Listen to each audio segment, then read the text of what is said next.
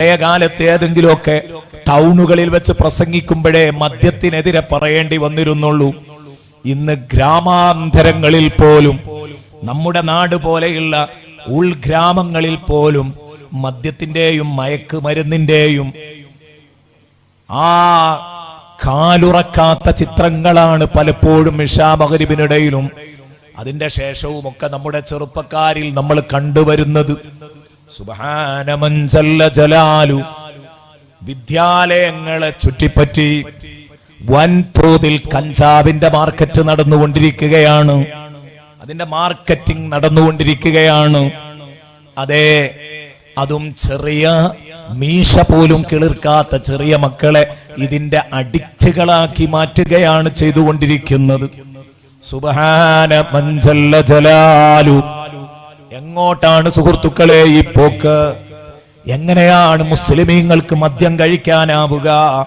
അള്ളാഹുവിന്റെ റസൂല് പറഞ്ഞത്, ഒരു തവണ മദ്യം കഴിച്ചാൽ പിന്നെ 40 ദിവസത്തേക്ക് അയാളുടെ നിസ്കാരം അള്ളാഹു സ്വീകരിക്കില്ല എന്ന് മുത്തുനബി പറഞ്ഞിട്ടില്ലേ? എത്ര കടുപ്പമുള്ള വാക്കുകളാണത്! കഴിഞ്ഞില്ല. മറ്റൊരു റിപ്പോർട്ടിൽ കാണാം, ഒരു തവണ മദ്യം കഴിച്ചാൽ അതിന്റെ അംശം അത് മൂത്രിച്ചങ്ങ് പോകുന്നതോടുകൂടെ തീരൂല. പല ഭാഗങ്ങളായി ശരീരത്തിൽ അതിന്റെ പല അംശങ്ങളും പിടിച്ചിട്ടുണ്ടാകും. അത് മുഴുവനും ശരീരത്തിൽ നിന്ന് അങ്ങ് ഒഴിഞ്ഞു പോകുന്നത് വരെ അവന്റെ നിസ്കാരം അള്ളാഹു പെൻഡിങ്ങിൽ വെക്കുമെന്ന് സയ്യിദുനാ റസൂലുള്ളാഹി. സമയം വൈകിപ്പോകും.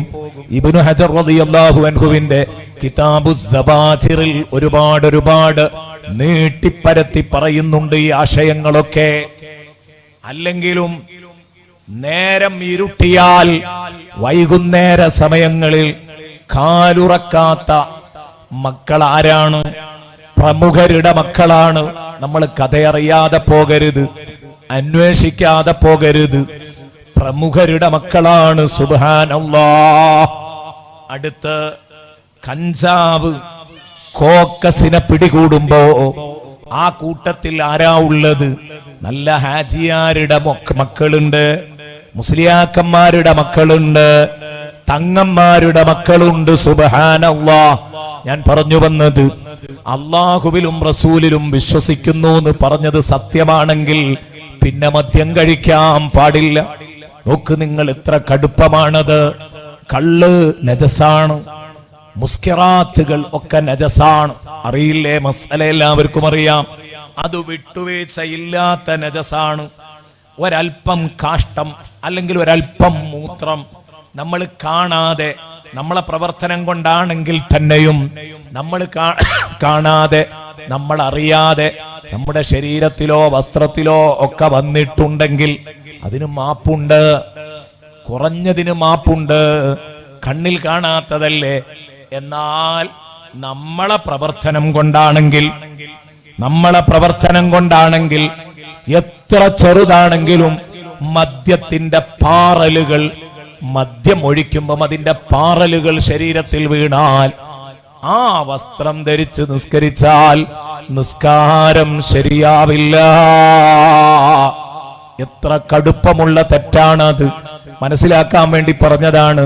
കാഷ്ടത്തിനും മൂത്രത്തിനും രക്തത്തിനുമൊക്കെ കുറഞ്ഞ ഭാഗമാകുമ്പോ അഫുവുണ്ടെങ്കിൽ, ഇത് ചെറിയതിന് പോലും അഫുവില്ലെങ്കിൽ, കാഷ്ടവും മൂത്രവും രക്തവും വയറ് നിറച്ച് കുടിക്കാത്ത ചെറുപ്പക്കാര് എങ്ങനെയാണ് ഈ മദ്യം വയറ് നിറയെ വീർപ്പിച്ച് കുടിക്കുന്നത്?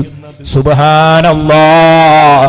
വിശ്വാസിക്ക് എങ്ങനെയാണ് ഈ മലിനമായ സാധനം വയറ്റിലാക്കാൻ കഴിയുന്നത്? അറപ്പ് തോന്നണം വിശ്വാസിക്ക്. മദ്യത്തോട് അറപ്പ് വേണം വിശ്വാസിക്ക്. അറപ്പും വെറുപ്പും വേണം. അതില് ഈ വിഷയങ്ങളെ ഒന്നും നിസ്സാരമായി കണ്ടുകൂടാ. വളരെ ഗൗരവത്തോടെ തന്നെ കാണണം. ലാ തുഖദ്ദിമു ബൈന യദയില്ലാഹി വറസൂലി എന്ന് പറഞ്ഞതിൽ എന്റെ പ്രിയപ്പെട്ട സഹോദരന്മാരെ ഇതൊക്കെ ഉൾപ്പെടുന്നുണ്ട്. ഇനി അവിടെ കഴിഞ്ഞില്ല. അല്ലാഹുവും റസൂലും ഒരു തീരുമാനം അങ്ങ് പറഞ്ഞു കഴിഞ്ഞാൽ ആ തീരുമാനം പൂർണ്ണമായി അംഗീകരിച്ചോളണം. പിന്നെ നിന്റെ ഒരു ഇജ്തിഹാദിന് അവിടെ ഒരു സ്ഥാനവുമില്ല. നോക്കൂ നിങ്ങൾ, ബഹുമാനപ്പെട്ട നബിയുല്ലാഹി സ്വല്ലല്ലാഹു അലൈഹി വസല്ലം, അല്ലാഹുവിന്റെ ഹബീബ് സയ്യിദുൽ വജൂദ് ത്വഹ റസൂലുള്ളാഹി തങ്ങള് ഹബീബിന്റെ കാലഘട്ടത്തിൽ ഒരിക്കൽ നബി സല്ലല്ലാഹു അലൈഹി വസല്ലമ തങ്ങൾ നോമ്പ് തുടങ്ങുന്നതിന്റെ, ഹബീബായ നബി തങ്ങൾ നോമ്പ് തുടങ്ങുന്നതിന്റെ 2 ദിവസം മുമ്പ് ചിലർ നോമ്പ് തുടങ്ങി. നബി സല്ലല്ലാഹു അലൈഹി വസല്ലമ തങ്ങൾ നോമ്പ് തുടങ്ങുന്നതിന്റെ മുമ്പ് നോമ്പ് തുടങ്ങി. എന്താ കാരണം? മുത്തുനബി മാസം കണ്ടിട്ടേ നോമ്പ് ഉൾക്കൊള്ളൂ. അപ്പൊ മേഘാവൃതമായ അന്തരീക്ഷമായതുകൊണ്ട്, മേഘം കെട്ടി നിൽക്കുന്ന അന്തരീക്ഷമായതുകൊണ്ട്, മാസം കാണാത്തത് കൊണ്ട് നബി സല്ലല്ലാഹു അലൈഹി വസല്ലം കണ്ടിട്ടാണ് നോമ്പെടുത്തത്. മറ്റു ചിലർ പറഞ്ഞു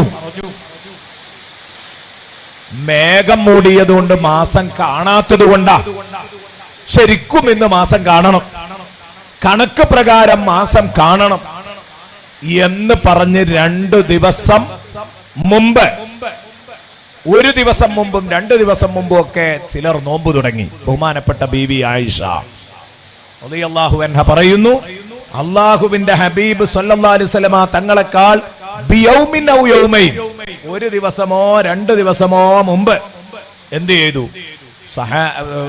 അന്ന് റസൂലുള്ളാഹി സ്വല്ലല്ലാഹു അലൈഹി വസല്ലമ തങ്ങളുടെ കാലഘട്ടത്തിലുള്ള ചിലർ നോമ്പ് നോറ്റു. അവര് നേരത്തെ തുടങ്ങി.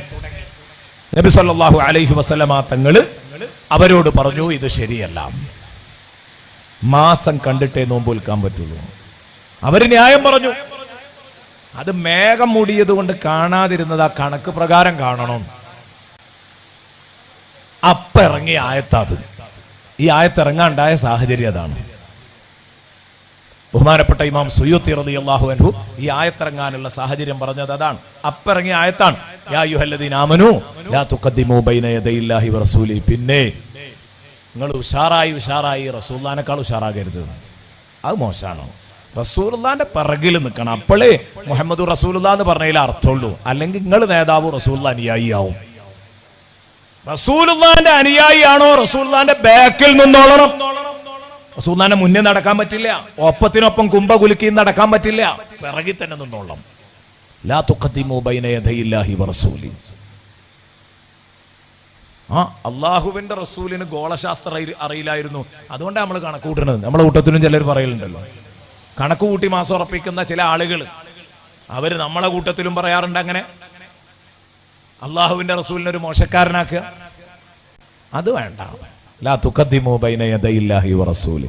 അള്ളാഹിനെ റസൂലിനെ മറികടക്കണ്ട, അവരെ ബാക്കിൽ നിന്നാ മതി, എന്നിട്ട് ആളായാ മതി, മുമ്പക്ക് നിൽക്കണ്ട, ഒപ്പത്തിനൊപ്പം നിൽക്കരുത്. ചിലരങ്ങനെ പറയുന്നവരാണ്. ഞാനും റസൂലിനൊക്കെ ഒരുപോലെ തന്നെയാണ്, പ്രത്യേകിച്ച് പ്രത്യേകതകളൊന്നും കണ്ടിട്ടില്ല. 10-23 കൊല്ലക്കാലം ദീനിന്റെ പ്രബോധന പ്രവർത്തനങ്ങൾ നടത്തി അള്ളാഹുവിൽ നിന്ന് സന്ദേശങ്ങൾ നമുക്ക് കൈമാറുന്ന ഒരു പോസ്റ്റ്മാൻ മാത്രമായിരുന്നു എന്ന് ഉളുപ്പില്ലാതെ എഴുതുകയും പറയുകയൊക്കെ ചെയ്തവർ. അവരോടും പറയാനുള്ളത് അത് തന്നെയാണ്, ലാ തുഖദ്ദിമൂ ബൈന യദയില്ലാഹി വറസൂലി. ഒപ്പത്തിനൊപ്പം നിൽക്കാൻ പറ്റൂല, മുന്നിൽ ചാടാനും പറ്റില്ല, ബാക്കിൽ തന്നെ നിൽക്കണം. അപ്പോഴേ താബിയാവുള്ളൂ, അപ്പോഴേ അനുയായിയാവുള്ളൂ.